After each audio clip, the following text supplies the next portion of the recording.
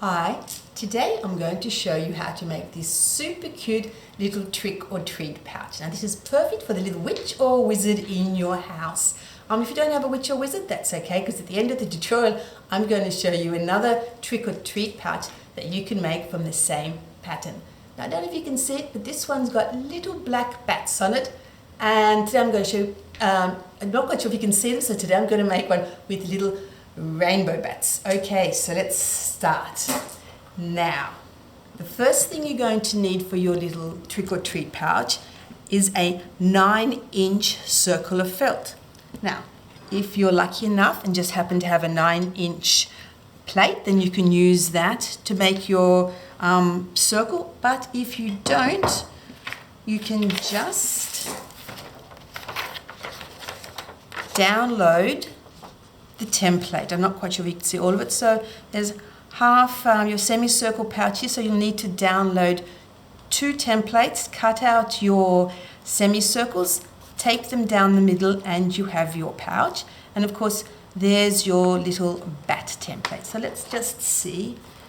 Here, I've got the 2 semicircles which I cut out and I've taped down the middle.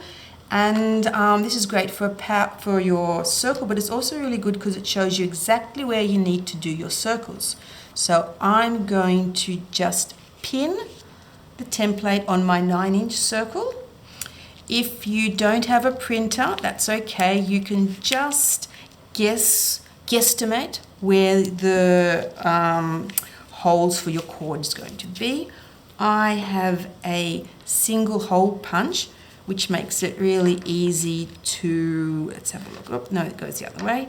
Makes it really easy to punch out holes. But if you don't have a single hole punch, that's okay too. Just take something like a thick pointy needle like this, and you can just poke it into your felt, give it a little bit of a tug, and you actually get quite a nice hole, as you can see. Okay, so let's just see. So here we have our pouch with all the holes nicely cut out. Now I'm going to take 2 bits of wool. They're about 36 inches long. So you want 2 36 inches of wool or cord or string, whatever you're using. And you're going to take one of these plastic needles, doesn't have a point, nice big eye, and you're going to see if you can carefully thread your wool. Okay, let's just see if I can do this, of course. As soon as the video is on, it doesn't work. Push it through. Okay, perfect. Pull. Okay, there we go. So now you're going to start your sewing stitch. Now pull it through, and what I like to do when I'm doing this with little kids is I'm just going to tape the ends down so that as the kids sew, the thread doesn't pull. Okay?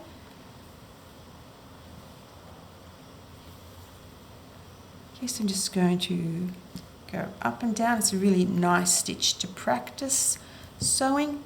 You go down, up, pull, down, up, pull.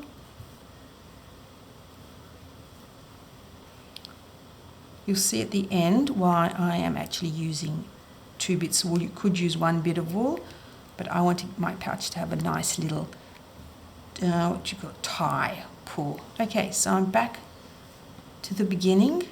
Now, take your needle off. Take your little bit of tape off, and what you need to do now is we want to make all the ends even, so I'm just going to cut that off, and you're going to tie 2 ends separately. So there's one, just twirl it around my finger, bring the little thread under and through the knot. And I'm going to do exactly the same over here. Pull the thread around my finger, take the loop off, and the thread goes under and through the loop. Okay, now the reason I've done that is because when we tie the pouch, when we close the pouch, we're going to take the we'll do it the other way.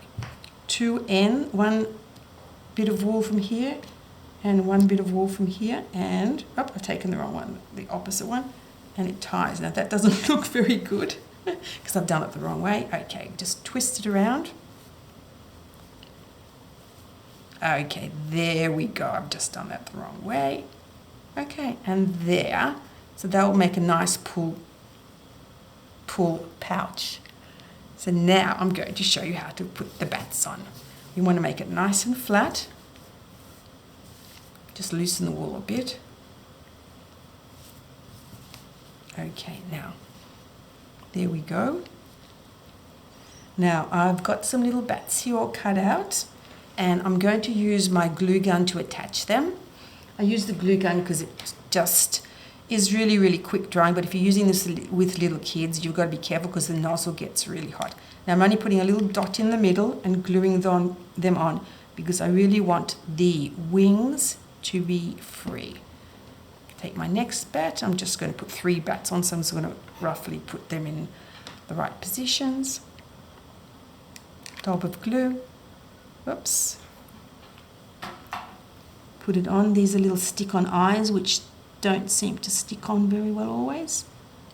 If they're not sticking on, you can just use a bit of glue gun. And I want my 3rd bat over there. Oops. Bit of glue. And there. Now sometimes the glue gun gives you these little annoying threads of glue which you just need to pick off. Okay, now let's push our thread, pull our thread through. Oh, no, let's put some chocolates in first. Because that's what trick-or-treat bags are for.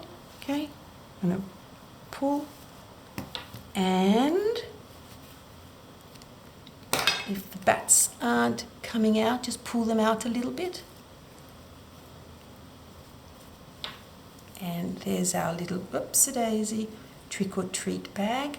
The string is quite long because that way you can put it around your neck or use it as like a little shoulder bag. Again, if the bats aren't coming out, you just need to push them out. And if you don't have a little wizard in your house, then I have a little pumpkin trick-or-treat bag with little leaves that are getting caught up. There we go. Little pumpkin trick-or-treat bag for your kids too. And I forgot to tell you that I'm Trixie Simons. You can find me at sewasofty.com on Instagram, Facebook, and on all other social media. And if you'd like to subscribe to my YouTube channel, that would be great.